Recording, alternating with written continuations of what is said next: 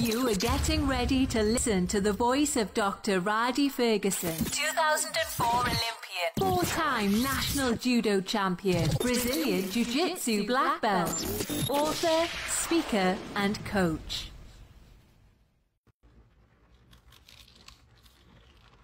Good morning, good morning. This is Dr. Rhadi Ferguson, 2004 Olympian, four-time national judo champion, Brazilian Jiu-Jitsu black belt, author, speaker, and coach. I am just left church this morning. Well, in the process of leaving right now. Had to refill my spiritual vat so I have something to pour out during the week.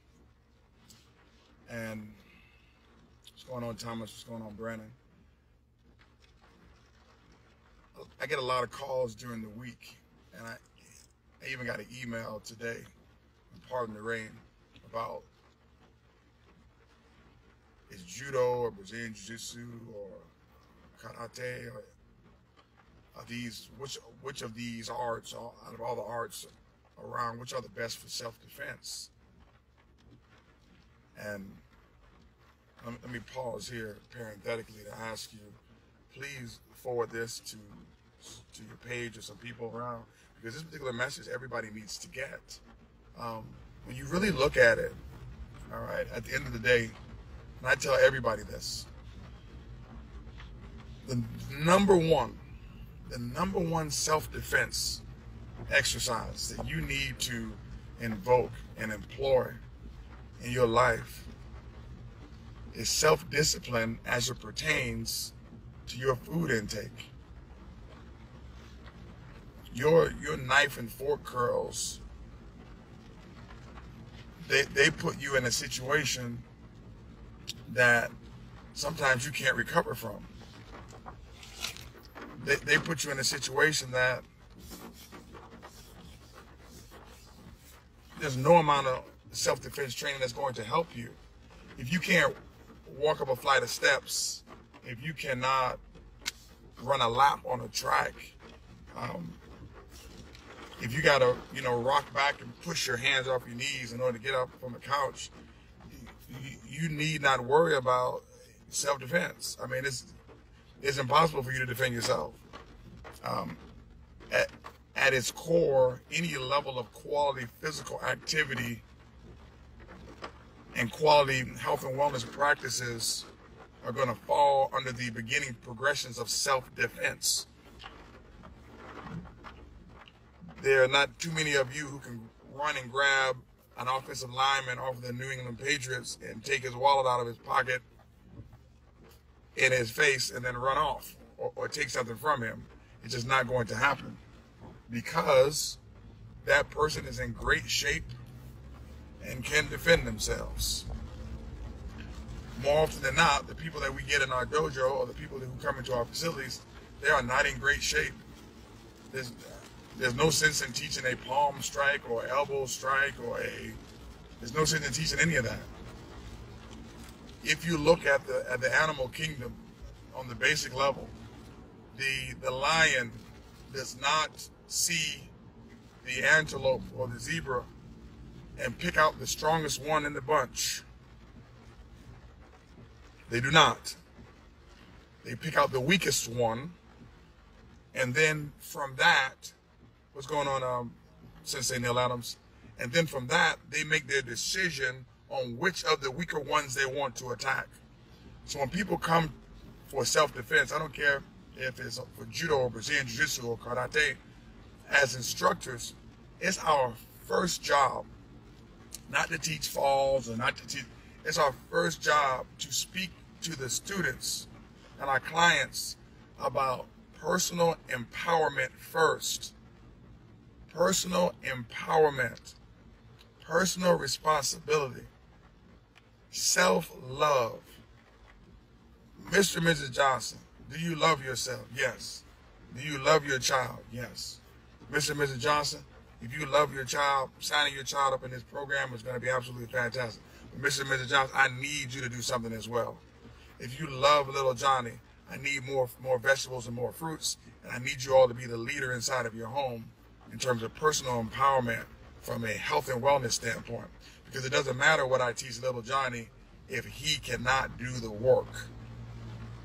And you are the best examples in the house that little Johnny had. That is the first line of self-defense. People are, what's the best exercise? The best exercises are you paying attention to your knife and your fork curls and your spoon curls. That is the best. It is absolutely the best. I'm telling you right now, and I'm going to say it in such a respectful way. In the sport that I'm in, we have a international governing body, okay? And in that international governing body, they have meetings, and we have an individual who's on the mat, and he cannot move well, nor can he demonstrate techniques. And the community does not give the feedback to this individual nor the board on an international level because most people are scared to give them the feedback. But the honest to goodness truth is you need to have a better representation in that space who can move better on the mat doing the moves and demonstrating the techniques, because it just looks bad. It looks like if these are the exemplars of the sport and these people are actually teaching at its core, judo is still a self-defense modality that we soften in order to play war games or sport. We need better representation for that. Because at the highest level, we have people who cannot move, who cannot function. So when you ask me what I need for self-defense, what you need for self-defense, you need health and wellness. This may have not been an issue in 1945. It may not have been an issue in 1950. But as we look at the global increase of obesity, the global increase of diabetes, the global increase of people with extreme BMIs, myself included, okay? Because, man, I fought judo at 100 kilos, which is 220 pounds, and now I walk around at 240 pounds, and I'm only 5'8". Do I need to lose some more weight? Yes. Do I need to pay attention to my knife and fork curls better than I do? Yes. As I'm older, do I need to do different things in terms of my eating habits so that I continue to move well? Yes. So I can continue to defend myself? Yes. Do I see my ability to defend myself decreasing as I get older based upon, in correlation with the things that I'm eating? Yes. I need to personally make better choices as well. The food's changed. Things have changed. Getting people in your gym and trying to teach them a jab and a cross and a hook and all these other things. Man, the people move their arms, their heart rate goes up, their hands are on their knees. That you're not teaching that person self-defense. That's not what that person needs. That is one of the elements to complement some of the things that they need, but that's not what they need. They need some personal empowerment.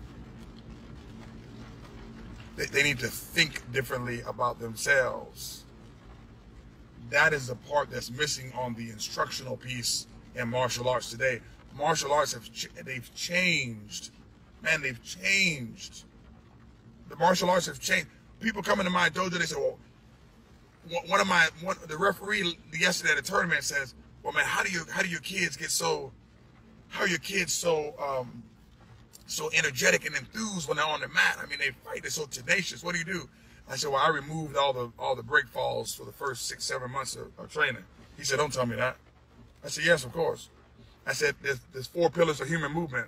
There's push-pull, there's locomotion, there's rotation, and there's level change. There's almost zero locomotion in judo. There's a little bit, the level change is gone. There's only push-pull and rotation. I grab dummies. I let the kids throw the dummies over and over and over again. Is the technique perfect? No. I'm not concerned because they need to move more. And there's no Olympic champions at 6, 7, 8, and 9 years old. They need to move, throw, rotate, move, throw, rotate. And they fall on the ground, and they get up just fine.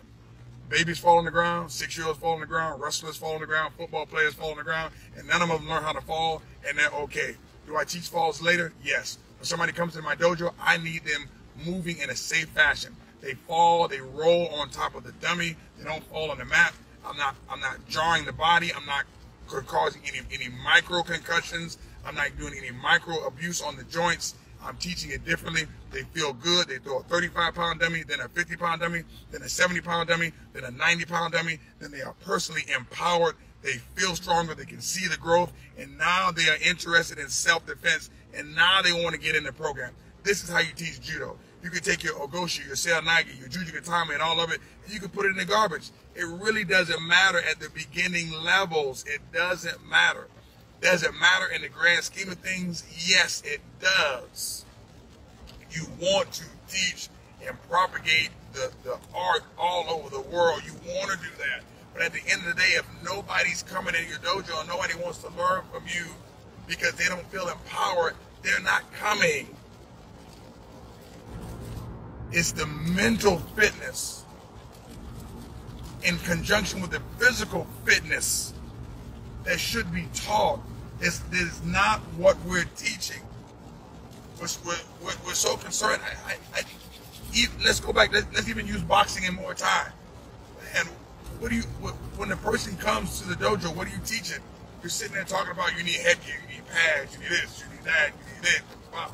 Listen, those people need to do a 30-minute walk around the block first. That's why I have a buy-in in my facility. I have a buy-in that starts with a walk, run, push-ups, sit-ups.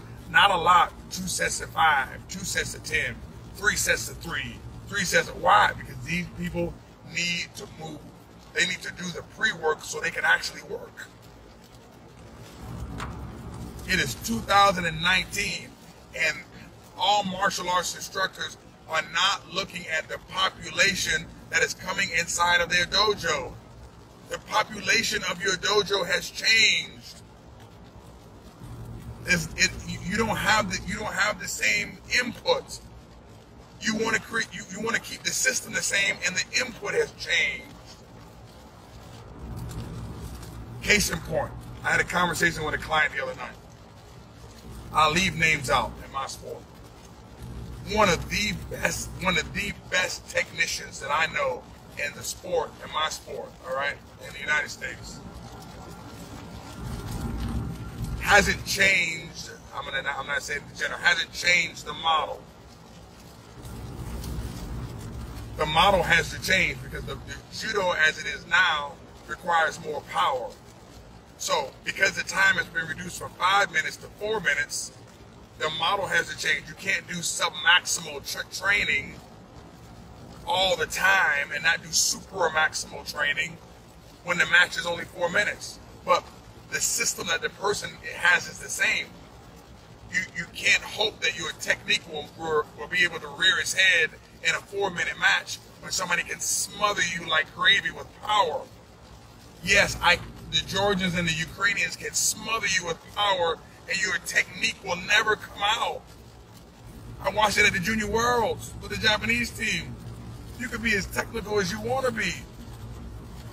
If you're a 6-year-old technician, you're a 6-year-old, and a 50-year-old man grabs you who doesn't know anything, he's going to kill you.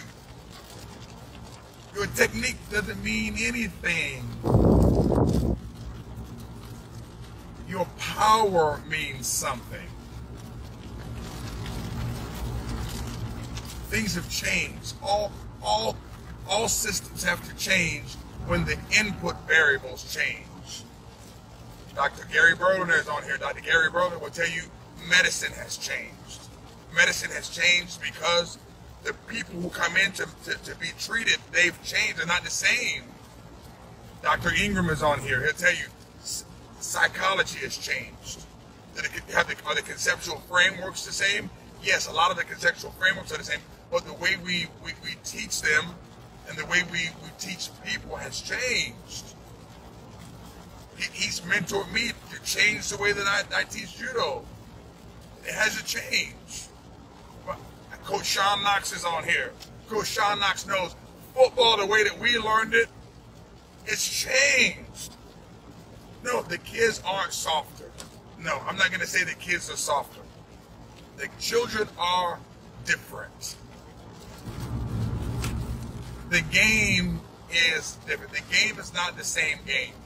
It's called football, but the football that my dad played and the football that I played and the football that Coach Sean Knox coaches, they're all different. Different. The question is not if you can teach or if you can coach. The question is, pardon the camera for moving. The question is, can you make the adaptations to serve the population.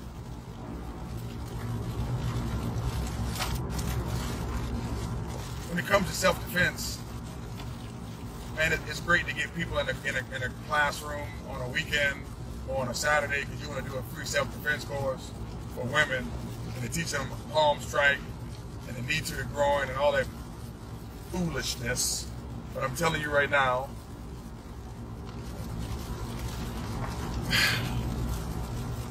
here's what you got to understand. Like I said before, in the animal kingdom, once the lion has chosen the prey, okay, the lion has chosen the prey. Out of all the people it could pick, out of all the antelope it could pick, it picked the smallest one, or the one that can't move well, or the one that's going to put up the least amount of fight. That's it. Once that determination is made, your knee strike to the groin or your gouge to the eye is not going to stop that particular predator from doing what it is that they do. Not going to stop it at all. Not going to happen. What you have to be committed to is making sure that you don't look like the type of person that looks like prey. Or you could be small, all right? You could be small, you could be tiny, you could be 240. It doesn't matter how big or how small you are. How you handle yourself, your personal deportment, okay? How you carry yourself and your presence allows people to know if you are to be messed with or not. It ain't have nothing to do with a move. When you walk into a room, people know if that's the type of person that I want to mess around with or not. And that's what you need to be able to teach. And that's not in a curriculum. And that's not in a book. It's not in there. Not in the book. Not in the book in terms of a martial arts book. Is it in books? Yes. There's a book called, I'll give you one book. There's a book called The Charisma Myth. Okay, that kind of teaches you how to attract people towards you and not repel them, or repel them if you like in certain situations. I'm going to tell you another thing that's the most important. Another most important thing that you need to learn in terms of self-defense. And this is a golden nugget for anybody. Do you know the difference between predators and prey on a physical level? The difference between predators and prey. Just think about it for a moment. I'm going to give you the answer. It's the placement of the eyes. The eyes of the predators are in the front. The eyes of the prey are on the side. Because the prey need to be able to look around 180 degrees and swivel their head at 360. Predators are not concerned about a 360 degree panoramic view, because predators are locked on your behind. That is all that they are concerned about. The predator's eyes are in the front, prey's eyes are on the side. Which means when you look at a football game, or you look at a boxing match, or you look at people who weigh in for MMA fights, the predators look directly into the eyes of the other person. The prey will look off. Now, whether you believe you're a predator or prey or whatever you think, it don't matter. You will always be in situations where you feel like you're prey or you feel like you're the predator. And the placement of your eyes will make the determination of that particular situation. If you look at children, because bullying is not a new phenomenon. The increase of bullying, okay, it's not even a new phenomenon, okay? What has happened is more people are not used to personal and social interaction. They're not used to looking somebody in the eyes. People start believing this talk of what's called hypermasculinity. Listen, this is how men look at each other when they talk. You can believe it or you cannot believe it. I've been a man for 43 years, and I'm telling you that if you can't teach your students how to do this, or your children how to look another person in the eye and speak with them and understand that it's not aggressive behavior, but it's how people communicate when they are intent on getting their message across and intent on listening to you and letting you know that they are not going to be put in the position of prey, that you're not teaching what your people need. You're not teaching what your children need. Because let me tell you something. One of the most crucial self-defense mechanisms that you can teach is teaching your student how to look somebody in the eye when they shake their hand, not looking down at no phone. I have a rule in my dojo. I don't care if you are in my school or if you're not in my school. There are no children who can be in my practice, in my facility, on a device. iPad, iPhone, Kindle, tablet. Oh, I'm just reading bring a book. Not happening. The children on the side would interact with the parents interact with the children, because people need the reps of looking people in the face, saying good morning, good evening, how are you, my name is, what is your name, it's nice to speak to you, glad to meet you, have a great evening, have a good day. Those are personal skills for personal empowerment and personal wellness. People don't even understand that those are also spiritual reps. There's a reason why the Bible talks about where two or more are gathered. It's not just where they are gathered, but they have to not have their backs turned to each other, but they have to be gathered and be in spiritual tandem with each other. That does not happen without personal connection. You can be in a room with a bunch of people and have zero personal connection, and nobody in the room is empowered. There's no empowerment without the personal connection, which actually falls under the umbrella of spiritual connection. But I can't have that and I can't create that without communication. And under the umbrella of communication, you have verbal and you have nonverbal communication. And when I communicate with you on a verbal level, I can communicate with you auditorily, but then I'm also having nonverbal communication with the way that I look at you. I can look at you and let you know I'm believing what you say. I can look at you and let you know that you're full of mess. I can look at you and let you know that I love you. I can look at you and let you know that I care for you. I can look at you and let you know I refuse to be prey in this situation.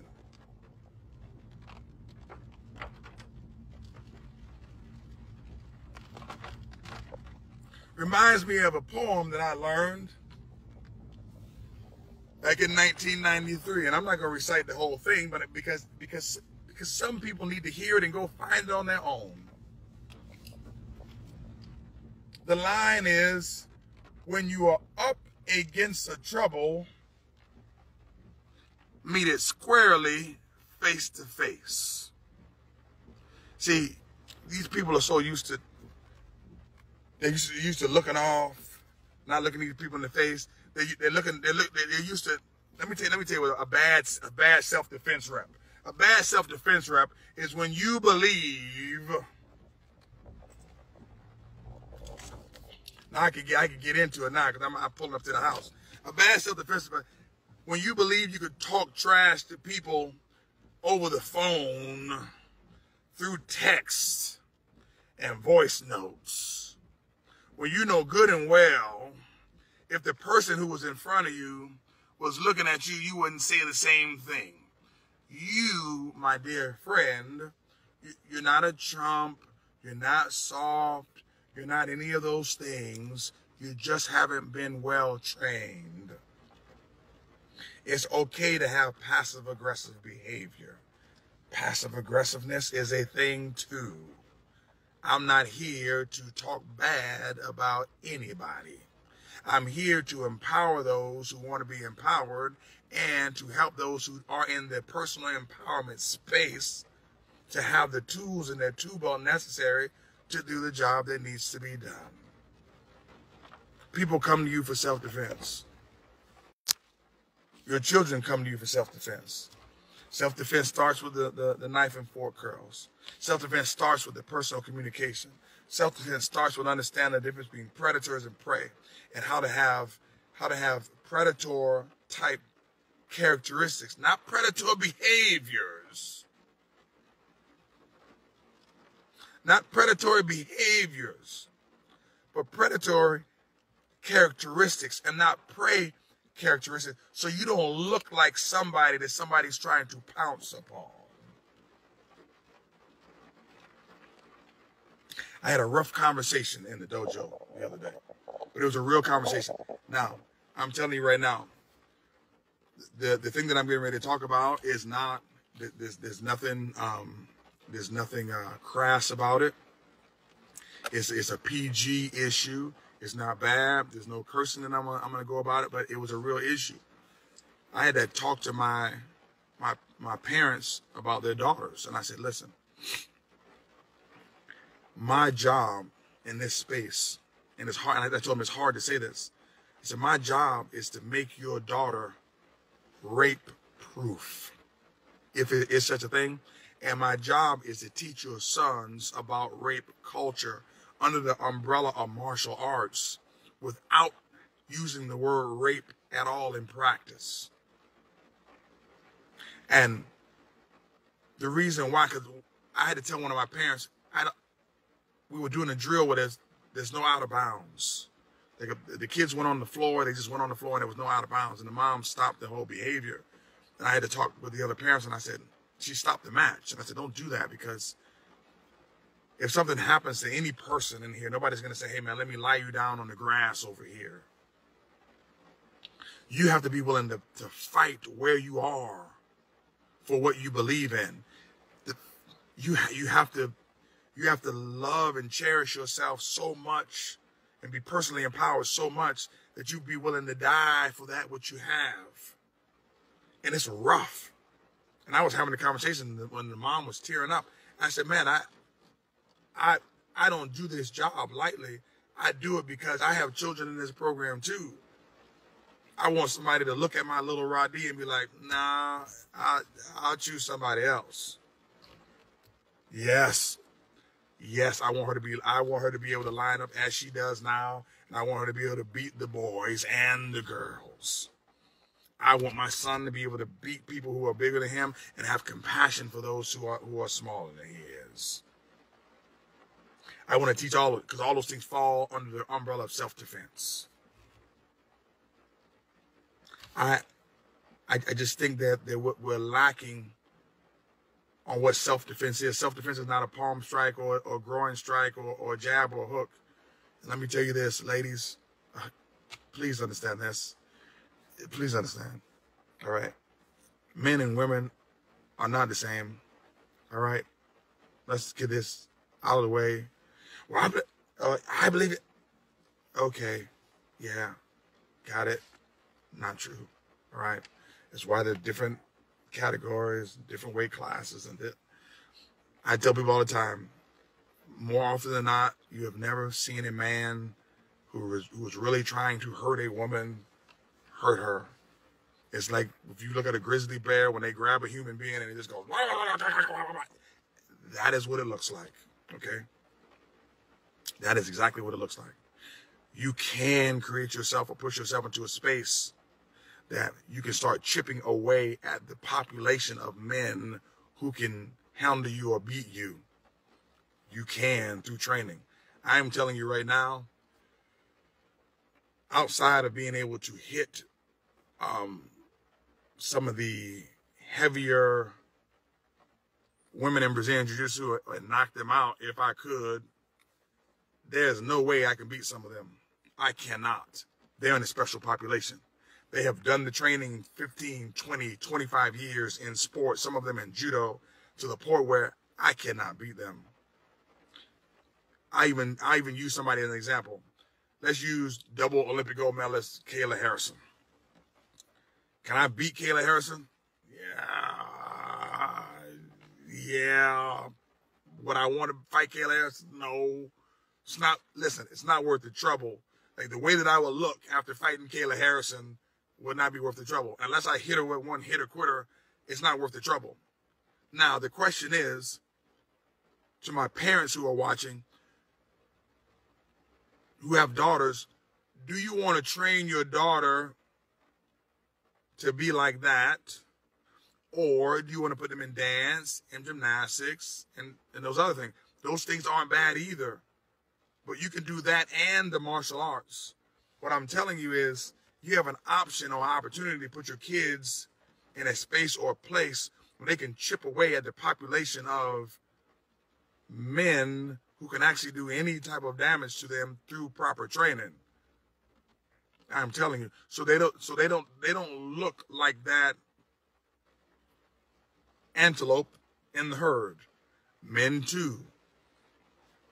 You listen, man, you have sons that you know need to be in the martial arts. I've had people come to me and say, "Oh, my kid's getting bullied." It's not, and I ask the question. And people don't want to ask this. Some people get too politically correct, all right? And I don't walk around trying to be politically incorrect or politically insensitive.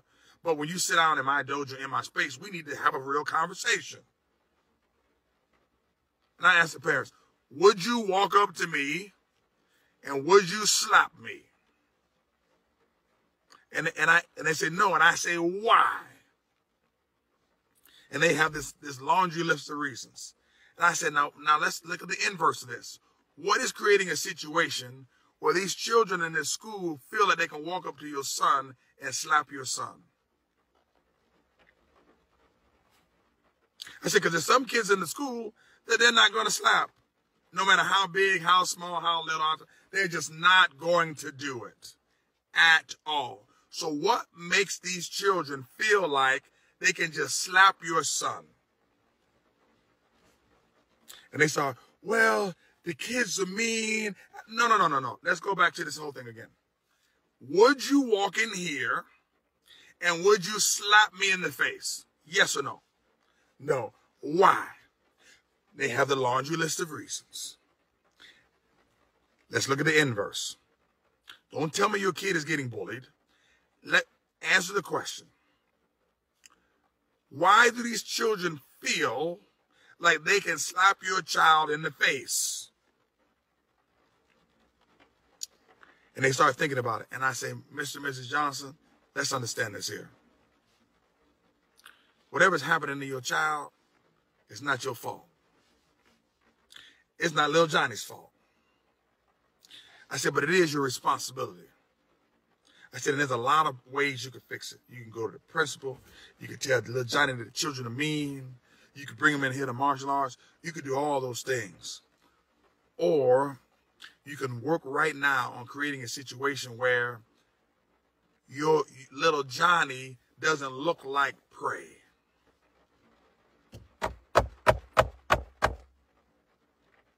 And no, listen, I got it. My child's 8, 9. I've had homosexuals in my dojo, no problem. I also had a student who I had to help her come out to her father. Yes, because that's the stuff we do in this space when you teach martial arts, okay?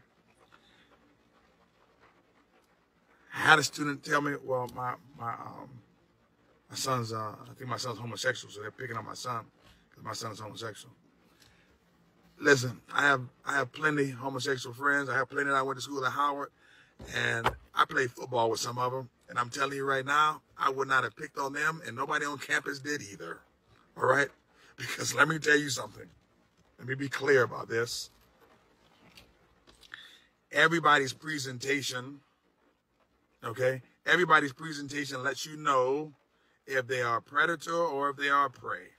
And their sexual orientation has nothing to do with how they present. The key is making sure that you present so that you don't look like prey. This lesson is the lesson that needs to be taught on the self-defense side. Before you teach anything, a fall, a throw, a choke, a strike, anything. The personal empowerment side. I have to go today because I have to go in my house and I have to get some things done.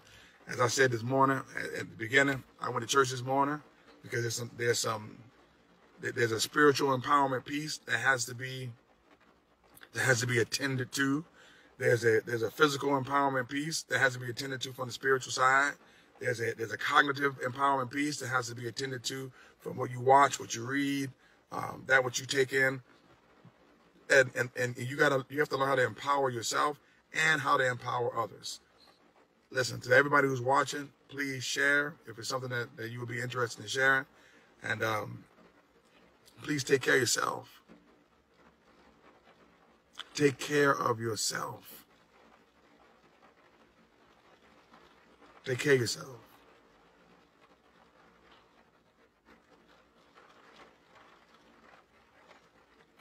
Don't do ordinary stuff, man, and expect extraordinary stuff to happen. Don't do ordinary stuff and expect extraordinary stuff to happen. Take care.